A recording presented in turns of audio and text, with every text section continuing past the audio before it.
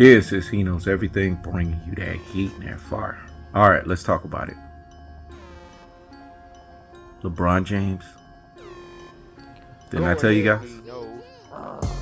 12 points. What was the score?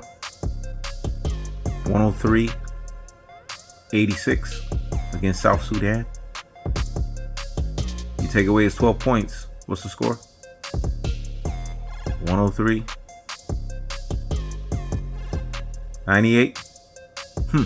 It's a things that make you say, It's a things that make you say, So is LeBron James really relevant? Let's look at the stat sheets. Bam Adebayo had 18 points. Kevin Durant had 14 points. Anthony Edwards had 13 points. Do you guys see a trend here? Stephen Curry, 0 for 6 for the 3.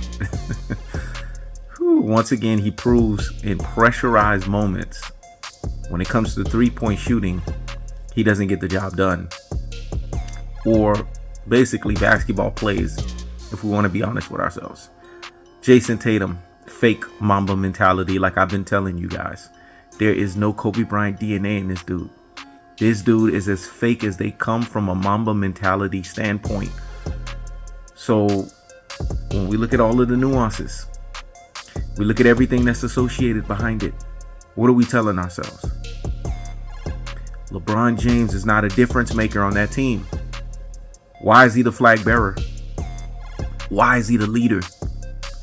And people are so mad. They're so egregious that they've gotten to such a level of disrespect because of the fact that I said that LeBron is not that dude, that they had to bring up Michael Jordan's father into the situation. So this is what it comes to when we're talking about LBJ apologists, LBJ riders, LBJ stands, LeBron tards. So LeBron fans or fanatics are fans so much to the point they've become so brain full of mush, brainwashed. They've become so neuro-linguistic programmed, which means basically they've become dodo heads, that they can't see that this guy is not a difference maker. Whether he's on the team or not, it doesn't matter. See, LeBron James is a player that gives you exploits. Exploits doesn't translate to wins. Exploits only translates to excitement. This is why this guy is relevant, because he gives you excitement. Most people on the planet, they are excitement filled, but they are not winner translation filled individuals. I.e., when it's time for the job to get done, i.e., when it's time to deliver the goods, they can't deliver it. See, this is only a walk that a remnant of folks follow. This is why when you look at true flag bearers and you look at true closers, i.e. the Michael Jordans of the world, i.e. the Kobe Bryant of the world, i.e. the Kevin Durant of the world, and Anthony Edwards, who's being stifled but still found a way to get 13 points from the bench. So Steve Kerr needs to get off this favoritism nonsense of starting his Stephen Curry, of having LeBron James because he doesn't want to make these guys mad. And look at his roster.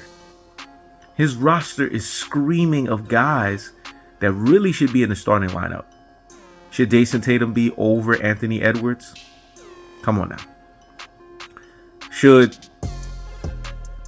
Let's see. Who else we got in the starting fucking lineup? Anthony Davis.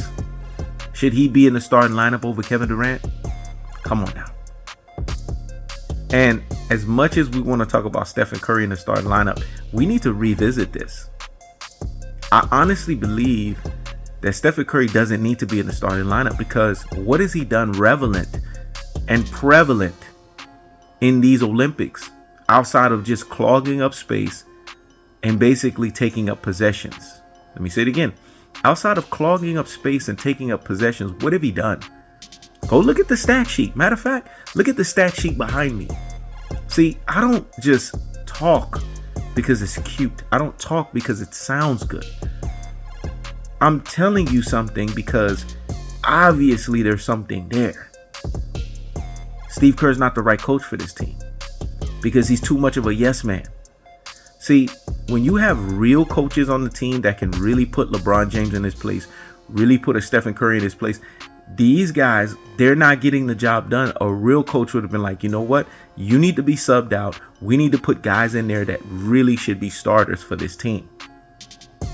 So when you really look at it, the reason why Joel Embiid is not performing at the heights of what he needs to perform at is because Steve Kerr's not even utilizing him the correct way. You got 3 closers on that team: Kevin Durant, Anthony Edwards, and Joel Embiid. Kevin Durant is the 50-40-90 walking gazelle. Anthony Edwards is the current DNA of Michael Jordan and Kobe Bryant. And then you have Joel Embiid, the remix version of Hakeem Olajuwon. Why aren't you using your best assets? Matter of fact, why are your best assets not starting? All those 3 guys should be in your starting lineup. Even if you want to justify the cockamamie Stephen Curry or Stephen Curry and LeBron James, your other 3 guys in the starting lineup should be Kevin Durant, Anthony Edwards, and Joel Embiid. You know why they don't want to put those guys in the starting lineup? Because those guys would take all of the possessions away from Stephen Curry and LeBron James.